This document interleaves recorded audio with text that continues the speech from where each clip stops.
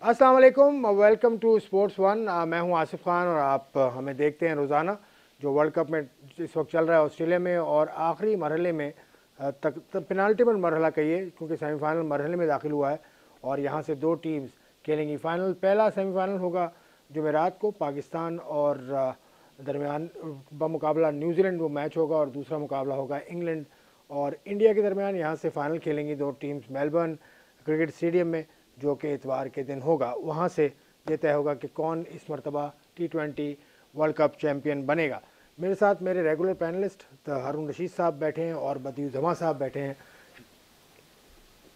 बदीउज़्ज़मा साहब को देख के मैं रुक गया। हारून भाई से पहले मैं उस पर जाऊँगा। क्या कर रहे थे आप ये अभी? क्या करते करते आपने एक्शन क्या दिया था? मैंने कुछ भी नहीं, मतलब बड़े आप एक्शन में आ गए। आप तो कह रहे थे पाकिस्तान टीम पहुंचेगी नहीं, सेमीफाइनल में पहुंच गई भाई। यार ये आप देखिए, इस बात का जवाब दें। मैंने देखिए मेरा काम है तजिया करना, और मुझे लग रहा था जिस जो कंडीशन थी और जिस तरीके से जनूबी अफ्रीका आ रहा, वो तो कोई भी वो नहीं सोच रहा था कि जनूबी अफ्रीका जो है वो नीदरलैंड से आ जाएगा। तो होता है क्रिकेट में 19-20 चलता रहता है। अभी तो दिन पड़े हैं बीच में, हिसाब करूंगा तुम्हारे साथ भी। अभी तो एक और मैंने बात बोली हुई है, बाद में करते हैं। अभी प्रोग्राम चलेंगे। अब हमारा मैच तो आज कोई भी नहीं है, कल भी कोई मैच नहीं है। हम तो बातें करेंगे। पहला मुकाबला तो जुमेरात के दिन होगा, पहला बुध के दिन पाकिस्तान वर्सेस न्यूजीलैंड होगा। हारून भाई ठीक है? खैरियत? अस्सलाम वालेकुम जी। हाँ बिल्कुल, अल्लाह का बहुत शुक्र। बारिश भी हो गई कराची में। हाँ बिल्कुल ही, बहुत ही अचानक, क्योंकि ऐसे लग नहीं रहा, धूप भी निकली हुई थी और बारिश भी हो रही थी। इस किस्म का मौसम बहुत कम देखने में मिलता है। लेकिन ओवरऑल जैसे भी हम बात कर रहे थे, क्योंकि क्रिकेट आपको पता ही है कि इसके ऊपर कोई अनसर्टेनिटीज़ वाला जो एलिमेंट होता है, अनप्रडिक्टेबिलिटी जो है, उसका कुछ पता नहीं लगता कौन क्या कर जाए किस वक्त ना हो। सो ओवरऑल आई थिंक जब भी पाकिस्तान को आप दूर करते हैं या वो बिल्कुल प्रेशर में होते हैं, वहाँ से वो आउटस्टैंडिंग इनिंग खेल देते हैं। आई थिंक एग्जैक्टली 30 साल के बाद वो चीज़ रिपीट हुई है जो 92 में हुई थी। उस वक्त भी पाकिस्तान कहीं भी नहीं था, ऐसे लग ही नहीं रहा था कि पाकिस्तान सेमीफाइनल के लिए क्वालिफाई करेगा, और फिर वो क्वालिफाई कर गया और उसके बाद वर्ल्ड कप जीत गया। तो आई थिंक ऐसा ना हो कि हिस्ट्री रिपीट हो, और एग्जैक्टली वही टीमें सेमीफाइनल स्टेज में भी हैं। इंग्लैंड भी है, इंडिया, और उसके बाद पाकिस्तान और New Zealand. You never know, almost repeat of 1992। हम दिल चाहता है हमारा कि ये सेम रिपीट हो, ताकि पाकिस्तान फाइनल में जीते। एक और अनफॉर्चुनेट इंसिडेंट हुआ है। श्रीलंका के प्लेयर हैं धनुष्का गुणतिलका, उनको श्रीलंकन क्रिकेट बोर्ड ने अभी ईमेल अपनी जारी की है, उसमें वो सस्पेंड हो गए और उनके खिलाफ इंक्वायरी ऑस्ट्रेलिया में शुरू हो गई। उन पर चार्ज है सेक्सुअल असॉल्ट का। एक ऑस्ट्रेलवी खातून पर उन्होंने नाजेबा हरकत की। तो इस तरह का वाक़या ये हमारा मौजू हो भी सकता है और नहीं भी हो सकता। मौजू इसलिए मैं बनाना चाहता हूँ उसको कि हारून भाई, ये श्रीलंकन क्रिकेट बोर्ड ने एकदम से नाम दे देना और एकदम से किस मौके को सामने ले आना, ये कैसा आप देखते हैं इस टाइम? देखिए, एक तो अपने जहन में ये रखना चाहिए, ख़ास तौर पर ये इंसिडेंट बहुत ही अनफॉर्चुनेट है। प्रॉब्ली इसमें साथ साथ आपकी कंट्री का इमेज भी जो है वो ख़राब होता है, जो कि एक बहुत बड़ी वो चीज़ होती है। और ख़ास तौर पर जो स्पोर्ट्समैन हैं वो एम्बेसडर्स होते हैं। जब भी वो किसी जगह पे जाएं तो उनका कॉन्डक्ट जो है वो बताता है कि आप किस कंट्री से और आपकी कंट्री के क्या नॉर्म्स हैं। एथिकल अनएथिकल था जो भी था, क्योंकि इनफैक्ट मैं आपको बताऊं, थोड़ा सा फ़र्क, मे बी श्रीलंका भी थोड़ी सी ओपन कंट्री है, बट बाहर के ममालिक में तो इस किस्म की कोई इश्यूज़ नहीं है कि आप किसी के साथ दोस्ती कर लें। फ़ीमेल और मेल की आपस में बहुत ज़्यादा हम देखते हैं कि उनमें ऐसा माहौल होता है कि उसमें कोई इस चीज़ के इशू नहीं होते। हाँ, अगर आपने कोई भी चीज़ ऐसी की जो किसी की मर्ज़ी के ख़िलाफ़ है तो प्रॉब्ली वो ऑफेंस बन जाता है। वेयरएज़ हमारे मुल्क में तो हम तो बहुत ही ऑर्थोडॉक्स तौर पे चलते हैं, हमारा मज़हब भी इस बात की इजाज़त नहीं देता। लेकिन श्रीलंका का ये होते हुए मुझे बड़ा ये अफसोस हुआ कि ये चीज़ क्यों हुई। ये जितने भी स्पोर्ट्समैन हैं देखें एडल्ट हैं, ऐसा तो नहीं है कि कोई बच्चे हैं कि कोई भी ऐसी गलती कर जाए। सो मेरे अपने नज़दीक इनका डिसिप्लिन जो है उसको उन्होंने ब्रीच किया है, और जिस तरह श्रीलंका के क्रिकेट बोर्ड ने इसको एक्सेप्ट किया है कि हाँ इसने किया है और उसको सस्पेंड कर दिया है, आई थिंक सज़ा तो ज़रूर मिलनी चाहिए ताकि एग्जाम्पल जो है वो सेट हो। बदी, आप क्या कहेंगे इसमें? कोई वाक़या इस तरह के तो यहाँ भी हुए हैं और वुमेन क्रिकेट में भी हुए हैं।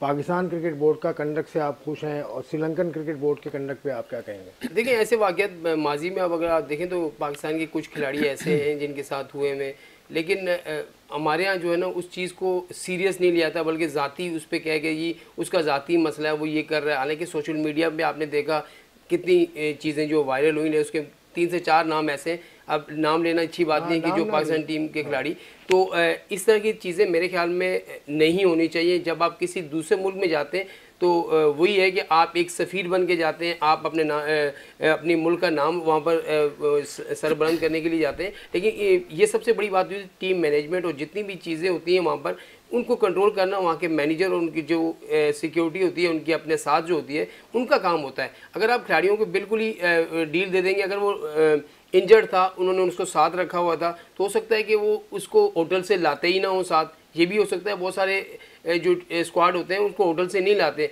तो होटल में ही और वहाँ से वो कोई इस तरह के तो, लेकिन हारून भाई का मुझे याद पड़ता है ये भी किसी जूनियर टीम के साथ थे पाकिस्तान की, उसने भी इस तरह का वाकया हुआ। ये वेस्ट इंडीज़ की बात कर रहे हैं, ये बहुत पुरानी बात आई थिंक अर्ली 90s की, वहाँ एक इशू हुआ था डेफिनेटली। देखिए एक जो भी वदी जो बात कर रहे थे, होता ये है कि आप जब भी किसी टूर के पार्टी को लेके जाते हैं एज मैनेजर या एज अ रिस्पॉन्सिबल ऑफिशियल, आप उनको एक कोड ऑफ कंडक्ट देते हैं जिसमें आप बहुत सारी चीज़ें उनको बता देते हैं, क्या चीज़ आपने करनी है, क्या चीज़ नहीं करनी। अब आप ये देखेंगे कि अगर 15 का स्क्वाड है, उसमें से अगर एक लड़का शरारत करता है तो अल्टीमेटली इल्ज़ाम जो है वो सारे का सारा हर जगह पे आ जाता है, और ख़ास तौर पर ऑफिशियल्स को कहना शुरू कर देते हैं कि जी आपने कंट्रोल नहीं किया। देखें, आप जब ऐसा तो हो नहीं सकता कि आप बाहर के मुल्क में जाएँ और आप बच्चों को कैद कर दें, यानी अंडर 19 की हद तक या अंडर 16 की हद तक तो मैं कह सकता हूँ कि वहाँ आप वो सुपरविजन करते हैं, बट जो प्रोफेशनल क्रिकेटर्स हैं उनको ये सारी चीज़ें जो हैं उनको पता होती हैं कि कोड ऑफ कंडक्ट क्या है और हमको कौन सी चीज़ है, कौन सी हद हमें पार नहीं करनी। लेकिन थोड़ा सा जब ख़ास तौर पर पाकिस्तानी क्रिकेटर्स के पॉइंट ऑफ व्यू से तो मैं ये ज़रूर कहूँगा कि जब वो इतने बंद माहौल से ओपन माहौल में जाते हैं तो एकदम से उनको समझ नहीं आता कि वो कहाँ पहुँच गए हैं। सो वहाँ कोई ना कोई गलती का एहतमाल होता है। आई थिंक उसके केस में भी, अगर आपको मैं नाम तो नहीं लेना चाहता, लेकिन अल्टीमेटली जब केस लड़ा गया तो वहाँ एक और बड़ी अजीब सी जो चीज़ है जो कि किसी चीज़ को भी मुमताज़ करती है, उसमें कहते हैं कोई भी ऐसा फेल अगर किसी कंसेंट के साथ हुआ है तो वो जुर्म नहीं है, अगर बगैर किसी कंसेंट के साथ हुआ है तो वो जुर्म है। आई थिंक ये भी सिलसिले में तो उस लेडी ने या फीमेल ने रिपोर्ट किया होगा तो ये सिलसिला हुआ है। आई डोंट थिंक सो कि ऐसी उसको पकड़ लिया। उस वक्त मोहम्मद वसीम थे मेरे अंडर 19 जो आजकल के चीफ सिलेक्टर हैं, शाहिद आफरीदी भी उस मंच में थे, उसी टूर से वो गए थे। खैर उसको क्या, नहीं तो पुरानी चीज़ है, वो तो खत्म, और वो तो पाकिस्तान की फेवर में वो जो उसमें जीशान जो है वो बरी हो गए, 5 साल की सजा हुई। खैर ये किस्सा है, लेकिन ये बहुत इंपॉर्टेंट बात है। अब क्रिकेट इतनी फैल गई है, इतना सोशल मीडिया, इतना सब कुछ होता है, सोशल मीडिया पे क्या क्या आया प्लेयर्स के बारे में आपने भी रिपोर्ट किया, हमने भी देखा, लेकिन वो पीसीबी ने जिस तरह से उस मामले को दबाया, वो भी पीसीबी का मैटर है। खैर अब टीम हमारी पहुंच गई है सिडनी एडिलेड से, तस्वीरें भी आई, हमने देखा, बड़े हशाश बशाश हैं। आज हारिस रऊफ की सालगिरह भी है बाय द वे, तो हारिस रऊफ खुश रहो और सालगिरह मुबारक, तेज़ तेज़ बॉलिंग करो, अच्छी बॉलिंग करो। तो अब टीम पहुंच गई है, आज कोई कुछ भी नहीं करेगी वहाँ पर, कल से शायद प्रैक्टिस शुरू करे। क्यों जो उन्होंने अपने रिलीज़ जारी की उसमें ये है कि टीम तो पहुंची है, लेकिन आज तो वो पहुंचे, कल भी ये कहा गया कि कल भी पाकिस्तान टीम जो है वो प्रैक्टिस सेशन नहीं करेगी, हल्का फुल्का जिस खिलाड़ी ने जो है वो अपनी एक्सरसाइज वगैरह या फिजिकल ट्रेनिंग करनी होगी वो करेंगे। तो कल जो आपके हमारी टीम के मेंटोर है वो हो सकता है प्रेस कॉन्फ्रेंस करें, उसमें अपनी सारी चीज़ें वो बताएंगे। तो अब बॉलर मैथ्यू हेडन जो है वो प्रेस कॉन्फ्रेंस करेंगे, तो उसमें यही तर्जुमान पीसीबी ने बताया। तो अब ये है कि पाकिस्तान टीम बिल्कुल जो है अब जीती है, और जीतने के बाद जब आप मैदान में उतरते हैं तो आपका जो एतमाद होता है, आपका कॉन्फिडेंस जो होता है बहुत ज़्यादा हाई होता है। तो मेरे ख्याल में पाकिस्तान खिलाड़ियों का एक ऐसी जगह से वापस आना जहाँ किसी को भी यकीन नहीं था कि पाकिस्तान टीम सेमीफाइनल खेलेगी, और आपने खेला है, किस्मत ने आपका साथ दिया है। तो सारे ही लोग कह रहे हैं कि 92 वाली हिस्ट्री वही चीज़ें सामने नज़र आ रही हैं, सब कुछ वही है, टीमें भी वही हैं, सब कुछ वही है, सेमीफाइनल भी वही है। लेकिन देखिए वो चीज़ें उस वक्त होती हैं कि जब आप ग्राउंड के अंदर, वो 50 ओवर का मैच था और ये T20 मैच है, अगर आप मैदान में प्रेशर नहीं लेंगे, आप दूसरी टीम को हावी नहीं करेंगे और अपना जो खेल जो खेलते हुए आए हैं 2 मैचेस में उस तरह का आपने खेला, तो आपकी टीम जो है वो हरा सकती है। लेकिन T20 में आप देखें, पूरे T20 वर्ल्ड कप की अगर मैं बात करूं तो बड़ी टीमों से ज़्यादा अच्छी जो है आपको छोटी टीमों ने कारकर्दगी दिखाई है। आप नेदरलैंड की मिसाल ले लें, आप आयरलैंड की मिसाल ले लें कि उन्होंने अच्छी क्रिकेट खेली है। इनके वो जिनको लोग नहीं जानते थे, उनके मीडियम पेसर हों या बैट्समैन हो, तो उन्होंने बड़ी अच्छी कारकर्दगी दिखाई है। तो ये भी मैं आपको बताऊं, लेकिन ये है कि पाकिस्तान टीम जो है जीत सकती है और फाइनल में जा आप ऐसा मैनेजर एज एक्स कोच और अभी भी आपको क्रिकेट की जितनी समझ है उसके हिसाब से बताइए कि टीम को प्रैक्टिस करनी चाहिए या आराम करना बेहतर होता है बड़े मैच से पहले? नहीं, बहुत ज़रूरी है। आई थिंक एक तो सबसे बड़ी चीज़ ये होती है कि ऐसे मौक़ों पर इस तरह कर दिया जाता है कि आप ऑप्शनल ट्रेनिंग रख देते हैं। मतलब है कि क्योंकि देखें आफ्टर ऑल बहुत ही हेक्टिक ये टूर रहा है और इसमें अगर आप देखें इस वर्ल्ड कप में तो आप तो आउट ऑफ नोवेयर आप यहाँ पहुँचे हैं ना। पाकिस्तान अपने लास्ट 2 मैचेस बांग्लादेश के खिलाफ तो मैं एक्सपेक्ट कर रहा था कि जीतेंगे, बट जो मैच इन्होंने साउथ अफ्रीका से जीता है इनफैक्ट वो कम बैक हुआ है इनका, क्योंकि वहाँ भी कोई चांस नहीं था पाकिस्तान के जीतने का। अगर शादाब और इफ्तिखार अगर वो बैटिंग ना करते तो आई वुड से, और जो स्टार्ट दे दिया था हारिस ने, सो उससे एक मोमेंटम बना। आई थिंक जब इस तरह का मोमेंटम बन जाता है फिर आप थ्रू हो जाते हैं। हैविंग सेड दैट, दूसरी तरफ अगर आप न्यूजीलैंड को देखें वो अनबीटेबल, यानी कि अनबीटन हमेशा वो उनका पैकेज बहुत अच्छा है। ऐसा लगता है कि आप इससे अंदाज़ा लगा लेंगे गप्टिल जो उनके मेन T20 के प्लेयर हैं वो बाहर बैठे हुए हैं।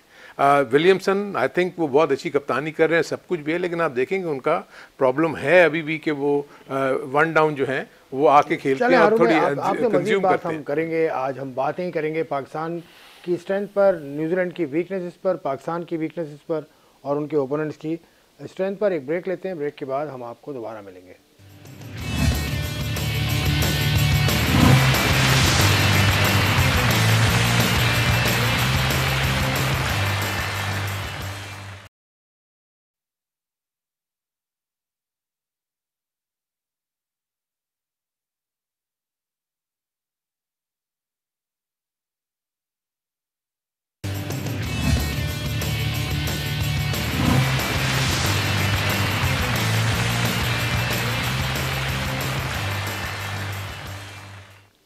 ऑस्ट्रेलिया में T20 वर्ल्ड कप जारी है, सेमीफाइनल मरहला शुरू होगा बुध से जब पाकिस्तान खेलेगा न्यूजीलैंड से, और फिर जुमेरात को अगर बारिश ना हुई बुध को तो जुमेरात को, वरना फिर जुमेरात को मैच का रिजर्व डे है, सेमीफाइनल का रिजर्व डे है जुमेरात को।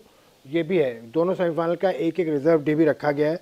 उसके बाद क्या होगा बताइए, आपको मालूम है रूल्स के हिसाब से कि अगर रिजर्व डे में भी कुछ नहीं होता तो क्या होगा?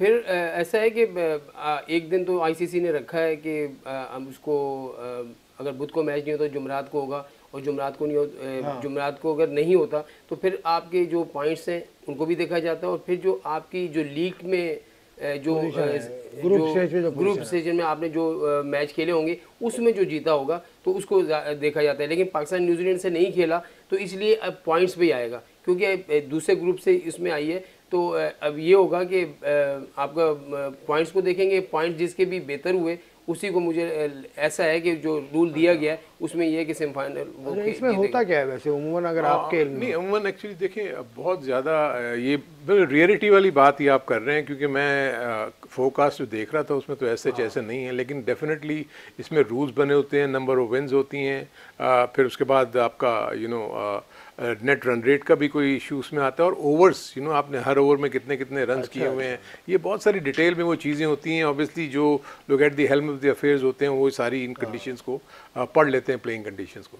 बट हम अगर ओवरऑल टेक्निकल एस्पेक्ट से बात करें तो मैं ये देख रहा हूँ कि जो ये दोनों टीमें न्यूजीलैंड और पाकिस्तान सेमीफाइनल खेल रही हैं वो सिडनी में, दूसरा सेमीफाइनल गालिबन मेलबर्न में, एडिलेड में।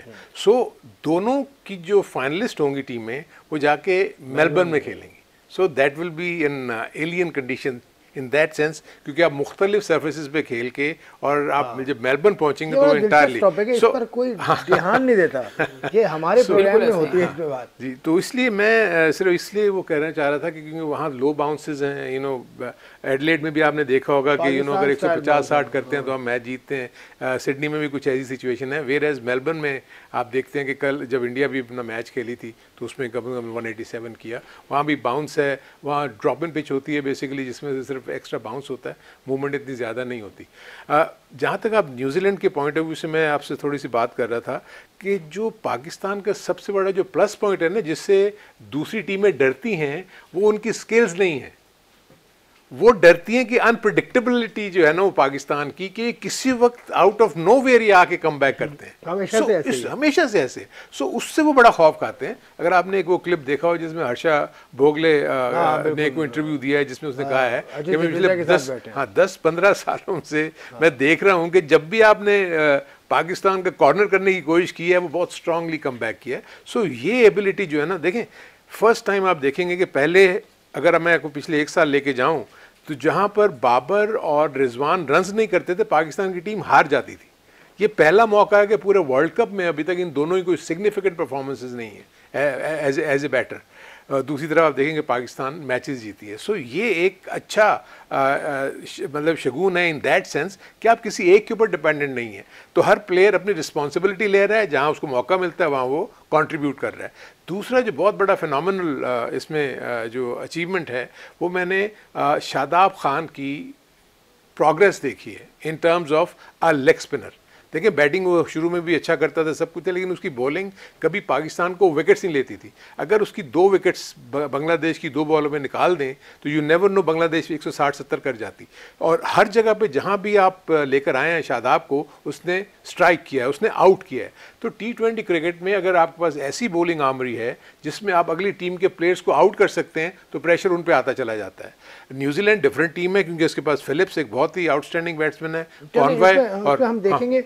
शादाब के हवाले से मैं आपसे पूछूंगा, पहले बड़ी से पूछ लूँ शादाब की इस प्रोग्रेस का रीज़न क्या है या क्या वो ऐसा कर रहे हैं, ये मैं आपसे पूछूंगा।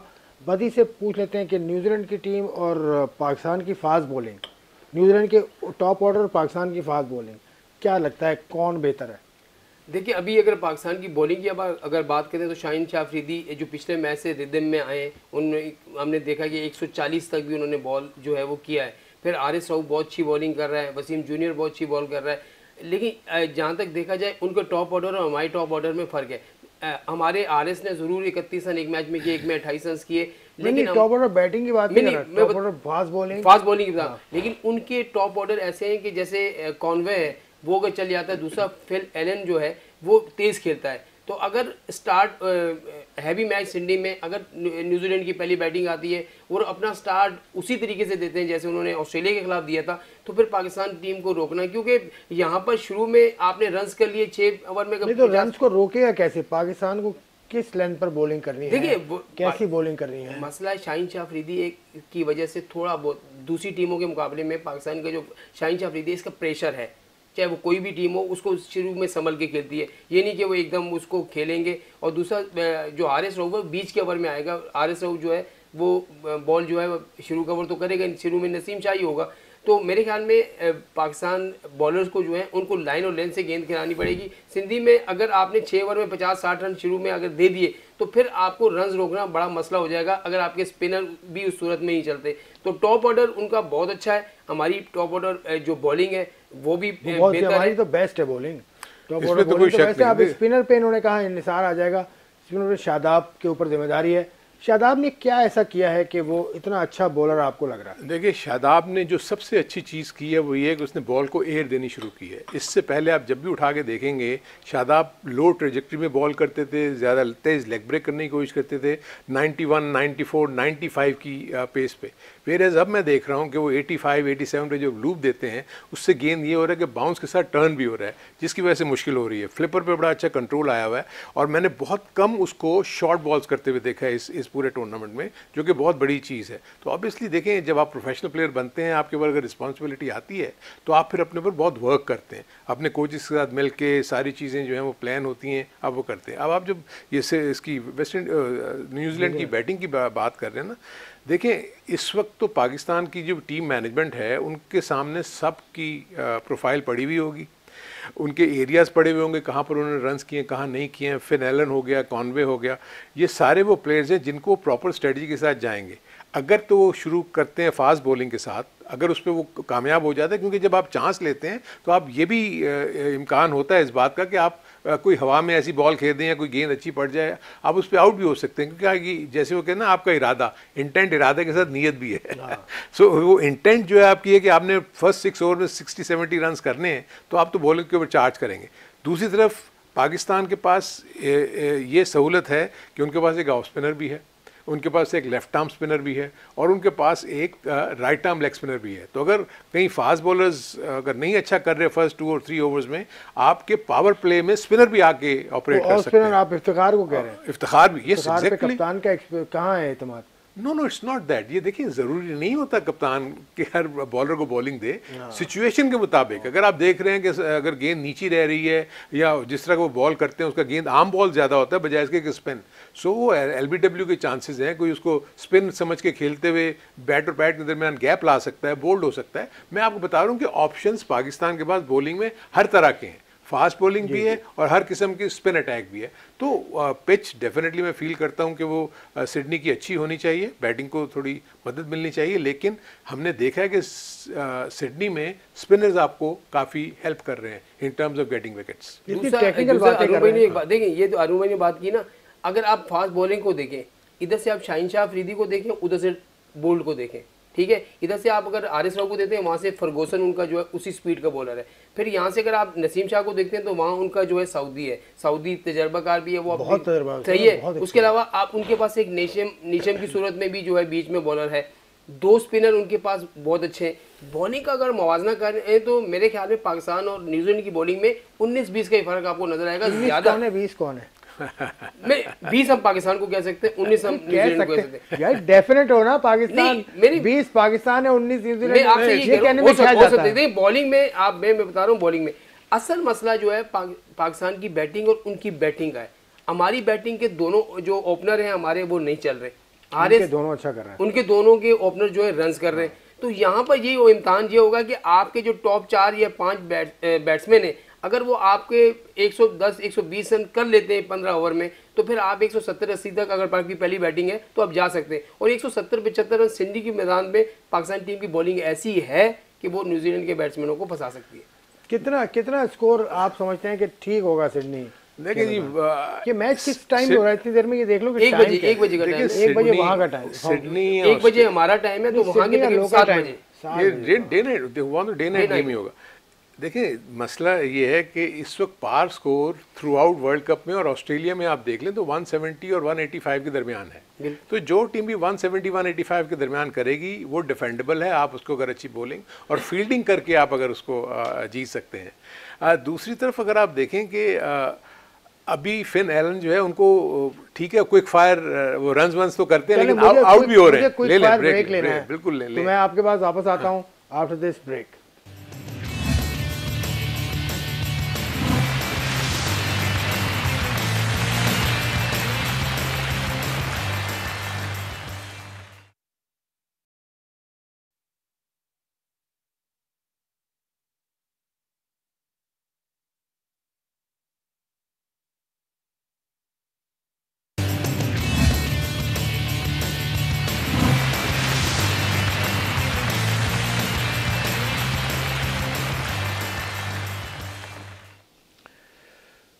एक बार तो फिर खुश आमदीद। आप प्रोग्राम देख रहे हैं जो वर्ल्ड कप ऑस्ट्रेलिया में जारी है, उसके हवाले से हम बात कर रहे हैं।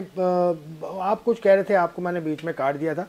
हम हल्की फुल्की बात करें, टाइम हाँ देखिए मेरे पास मेरे कहने की होता है कि बाज़ दफ़ा देखें ये भी चीज़ें होती हैं, लॉ ऑफ एवरेजेस भी कई जगह आके आपको अटैक करते हैं। अगर कोई शख्स बहुत फॉर्म में है, वो उसका एकदम से वो आउट ऑफ फॉर्म हो जाना या वो आउट होने के भी चांसेस होते हैं। इसी तरह हमारे जो दोनों ओपनर्स हैं वो आउट ऑफ फॉर्म है, यू नेवर नो कि उनका कम बैक जो है वो इन्हीं मैचेस में हो जाए।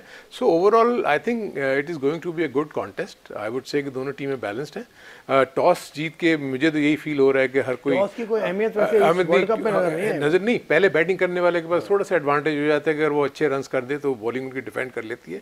लेकिन पाकिस्तान के पास प्रॉब्ली दोनों जो बॉलिंग जो है ना, पहले बॉलिंग करते हुए भी और सेकंड बॉलिंग करते हुए भी प्रॉब्लम डाल सकती है अपनी ऑपोजिशन को। दूसरी तरफ अगर आप देखेंगे कि इसी मैदान में जो सऊदी और बोल्ट जो उनके मेन बॉलर्स हैं वो इंग्लैंड के खिलाफ बहुत बुरी तरह इसमें पिटे थे और इंग्लैंड वो मैच जीत गया था। तो बहुत सारी चीज़ें हैं जो कि नज़र आता है कि पाकिस्तान को उसको कैश इन करना चाहिए और होपफुली जो टीम मैनेजमेंट है वो इन सारी चीज़ों के ऊपर नज़र रखे हुए। अब 2 कदम पाकिस्तान के रह गए, एक सेमीफाइनल एक फाइनल, 2 मैचेज है सिर्फ। ये सोच के कैसा लगता है? पहले तो मैं कहता हूँ पहला जो कदम है वो सही तरीके से अगर आप बढ़ा लें तो अच्छा है, क्योंकि हम हमेशा से जो है ना, अभी से लोग 95% लोग जो है उन्होंने ये कह दिया कि पाकिस्तान न्यूजीलैंड को हरा देगा। पाकिस्तानियों की यही कहेगा। मैं बता रहा हूँ ना, मेरी भी ख्वाहिश है अल्लाह करे पाकिस्तान जीते और फाइनल खेले। लेकिन मसला ये कि दूसरी जो टीमें होती हैं उसकी स्ट्रेंथ को भी देखना पड़ता है। और यहाँ पर टॉस जीत कर जिस भी टीम ने बैटिंग की, अगर 170-80 रन कर लिए तो ये लीग का यानी कि लीग बेस पे वो नहीं है, ये सेमीफाइनल है, तो हर टीम ये कोशिश करेगी कि दोनों टीमों में से 150 भी करके पाकिस्तान की बॉलिंग तो बचा सकते हैं। 150 पे देखें, आपकी बॉलिंग ऐसी है कि आप 150 पे उनको फंसा सकते हैं, लेकिन आप दूसरे की बैटिंग भी देखें ना। दूसरी तरफ अगर उनका केन विलियमसन 150 पे अगर 7 रन की एवरेज है, अगर वो आखिरी तक खड़ा हो जाता है, कोई सिंगल डबल करता है, उसकी जो आदत है वो जिस तरीके से खेलता है, जब देखेगा कि एक एंड से उसने अगर संभाल लिया, दूसरे को क्या है कि आप रन करें, 7-8 रन अगर आप बनाते रहते हैं तो फिर आपको मुश्किल नहीं होगी अगर आप हिट पे नहीं जाते हैं। तो मेरे ख्याल में मुकाबला बैलेंस होगा, दोनों टीमों में एक जैसी बॉलिंग है, लेकिन बैटिंग में मैं अब भी आपको कह रहा हूँ कि बैटिंग में थोड़ा सा एडवांटेज जो है वो न्यूजीलैंड को है। चलें, अब तो मुकाबला तो अभी दूर है, बुध के दिन मैच है पहला, उस पे हम बात करेंगे, कल भी हम बात करेंगे, आज भी हमने डिटेल में बात की पाकिस्तान के चांसेस क्या हैं। Pakistan is in a very good position no doubt, लेकिन खेल का मुकाबला जो होता है वो उसी रोज़ होता है, उसी रोज़ जो मुहर्रिकात हैं वो सारे देखने होते हैं। मुहर्रिकात में जो सबसे इम्पॉर्टेंट चीज़ है जो हारून साहब ने भी बताई, वो पिच की कंडीशन और ग्राउंड की dimension are very very important. और जो मैच शुरू होगा 7 बजे होंगे वहाँ पर, इसका मतलब है कि रिवर्स स्विंग के चांसेस कम है, क्योंकि गुज़श्ता मैच में पाकिस्तान ने खेला वहाँ दोपहर का 1 बज रहा था, दोपहर के 3 बज रहे थे, 3 बज रहे थे वहाँ दोपहर के। एडिलेड का मैदान था, चमकती हुई धूप थी, 2 पिचेस साइड ने बिल्कुल खाली थी, जिसकी वजह से रिवर्स भी हुआ बॉल। तो बहुत सारी चीज़ें हैं जो होती हैं, उसके अलावा भी मामलात हैं। हम कल फिर मिलेंगे उस पर बात करने के लिए, तब तक के लिए इजाज़त, खुदा हाफ़िज़।